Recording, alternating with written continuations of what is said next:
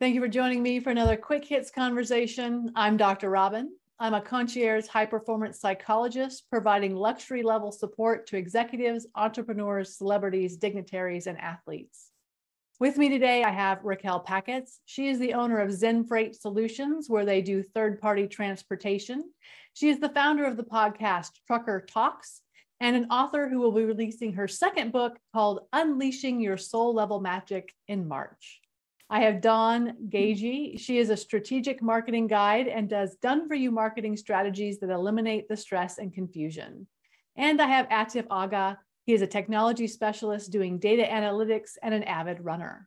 The question today, how do you handle someone crying at work? Racquelle, start us off. Sure. So I'm very much so an empathetic leader. The very first step I want to do is connect with that person and find out what it is. What is this an emotion coming from personal life or overwhelm, or is this an emotion from something that we're dealing with currently right now that is you don't understand? It's really a matter of trying to unravel the emotions and get to the bottom of what it is that's causing the crying. And then really just a lot of communication from there.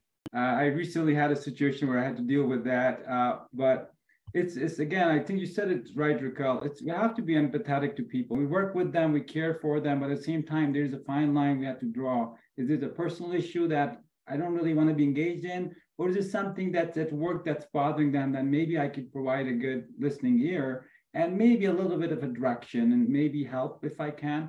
But you have to be very careful. The way I handled that situation when at work, I really leaned in and said, I'm here to help whatever I can. I'm happy to listen in and understand what's going on. And then I also engage with their manager in terms of, I think they might be dealing with some frustration that I would like you to also help them understand what's going on and how we can really help them. Because obviously that's not the ideal situation. We should never have anybody at a point where they're so upset that they're crying. Mm-hmm. I find when this has happened in the past, I revert in a similar way to what Racquelle has shared. It seems like you're really upset about something. Would you like to tell me more? And kind of let them lead the conversation. I think it's also hard to make an assumption. We all are empathetic people, clearly on this conversation today. And I want to make sure that I'm not making assumptions like, oh, could something be wrong that I said or I did as a manager or leader? So asking more of an open-ended question when it's suitable. I think one of the benefits of just being an empathetic person is getting a quick read on a person if they're exhibiting any kind of outward emotion. Sometimes it's just best to see, like, I see you're really upset. I'm just going to sit with you for a second until you're ready to talk. And then when you're ready to talk, I'm really curious about what seems to be making you so upset right now. I find that that line gets a little blurry at work versus like Atif, what you had shared. I'm an all-in person. I agree with the leaning in, but it's like my first instinct is lean into that conversation and make sure that we get stable first so that we can really get clear on what exactly is going on, and then asking more probative questions without maybe turning up the volume on the upset so that it can be a stabilizing force rather than a igniting force on those conversations. Is there any risk when you're at work of crossing a line where it becomes not professional because you're so empathetic that you become engaged in the situation in a way that's not appropriate for the workspace? Yeah, that's a good question. Of course, there's always this boundary that you don't want to cross. And my goal would always just be to stabilize first and then decide from a leadership position what the best next step is for that person and how to make sure that the problem's being addressed, but in the proper way. And there are a lot of resources available. Work environment in large corporations, it's a very fine line. Is what you should be very careful about. If someone is at a point where they're actually crying, you have to understand, you have to be empathetic. Of course, we all are, but we need to understand how to really help them. I've switched from trying to solve every problem to really learn to have other people lean in and help too. I think it's important to understand you may not be the person who's going to actually solve that problem. That's important to understand and really get an idea on that. It could be related to some other problem that they're dealing with, and it could be personal. And I very likely don't want to be involved in that. So how do you really help them without really feeling like you don't care? Well, you do care, of course, but at the same time, you have to make the right choice. I get a little bit too personal, I guess. Mm. As I'm hearing this, I'm like, well, I don't really know if I have clear boundaries on those. My employees are young and in another country. And so a lot of times I'm leading them through personal things as well, as they're in their early 20s and they just need guidance. I try to just hear them out and make sure they know that they have a support system in some sort of way. Do you think that crying at work still creates the judgment of, oh, you're weak, you don't have control of yourself, you need to get your act together? Is that still a thing in the workspace? Yes and no.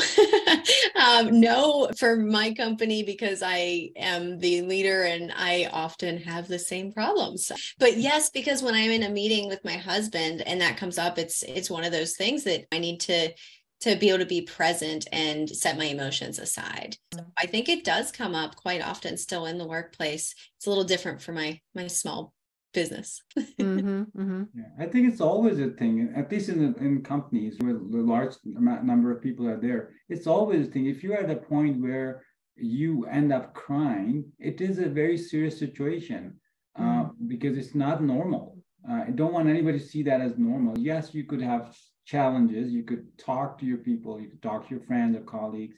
But if you're at a point where you're really crying, that does reflect to some extent that you may not be handling the situation very well, or you may be at a point where you do need help.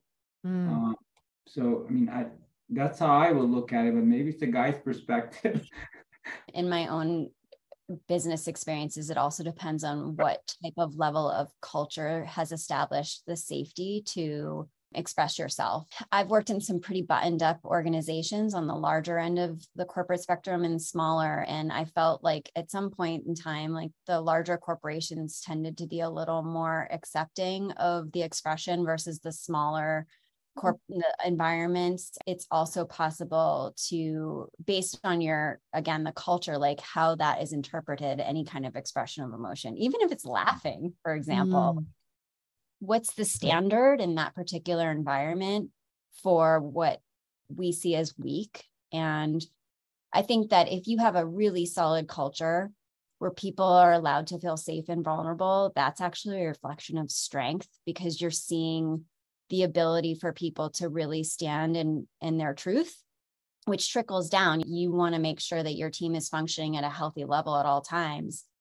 Your team's not going to be robotic. They're not robots. And if you're a leader, and I think a lot about Simon Sinek and even a little bit about Dave Ramsey, they have great examples in their storytelling of whether it's within their own organizations or outside of that. A good determinant of a healthy company culture is the ability to lean in with some vulnerability to your team and your team's strength. So if I'm not seeing any emotion from my team, I'm also going to be kind of concerned. I think the other thing to consider is that crying has so many different emotions that manifest that way. If you're super, super frustrated, if you're really angry, I know for me, when I get to the point that I'm in tears, I am probably pretty mad and I should probably walk away because it is not a good thing. And I don't want to be coddled. I don't want somebody saying to me, oh, I see. No, I am pissed and I need to step away from this. So I think that that's the other thing, is to consider when someone is in tears, there are so many underlying emotions often. And that's the fine line you have to be careful with when you're leaning in to help. You mentioned Simon Sinek. It's very important for leaders to build the right culture of support, without a doubt.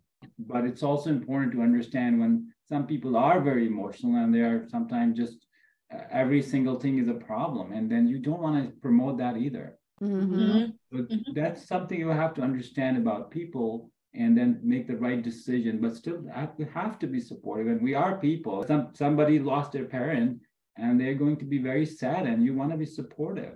And they may shed a tear too for that, or absolutely you should. I agree with that. I think it's important to build the right culture as a leader. I think what the three of you are saying is you really need to know your employees, know yourself, and just pay attention, realize they're not, like you said, robots, that they're going to come with emotions, and how you handle that is going to mean managing yourself and being there for whatever it is that they need. So I appreciate the three of you having this conversation with me. I'm glad we didn't make anybody cry, and I look forward to speaking to each of you again really soon.